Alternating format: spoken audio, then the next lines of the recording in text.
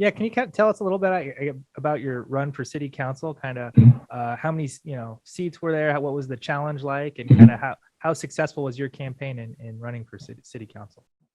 Yeah, so for city council, what really started that is, of course, the COVID pandemic, but also the public health crisis of systemic racism and police brutality. And we really went to city council.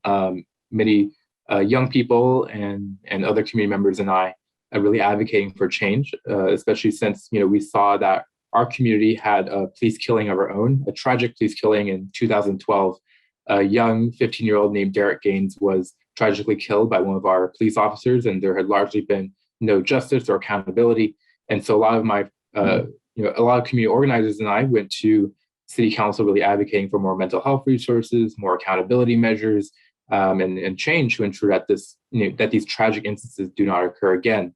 And what happened is the old mayor had in a transition from in-person city council meetings to virtual city council meetings, had restricted all live virtual public comment. He promised that we could submit our public comments through email, and then he promised that they would be read aloud, but that never happened. And so all in all, over 150 public comments, including my own, were effectively silenced by the old mayor. And many of us were young people who were getting involved in politics for the first time in our lives. And when we saw that happen, we knew that we had to bring about the change that we wanted to see. We had to hold our elected leaders accountable and talk to voters and to the community. And so I was one of the individuals that did live in that district. This was the first year that we were transitioning to district elections in South San Francisco. It's also the first year that the incumbent, who had been there for 18 years, was running on an even election year. Previously, all elections before 2018 were run citywide at large, but also it was on odd years. And we all know that odd year elections tend to have a different voter base than general elections on even years. Right. And so we thought that there was going to be a new constituency, a new voter base that'd be voting that year. And so we ran a grassroots campaign.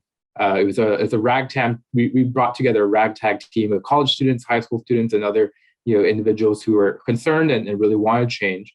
And it was largely a campaign that was run by college students, and we just knocked tons of doors. We made tons of phone calls. We tried to outreach to every single voter in our district, and we were able to win and unseat an 18-year incumbent. And through that, I became the city's youngest ever and first openly LGBTQ plus council member elected in the city's history. Make sure you click the button below and subscribe, and hit that notification bell so you can keep up with all our news and updates.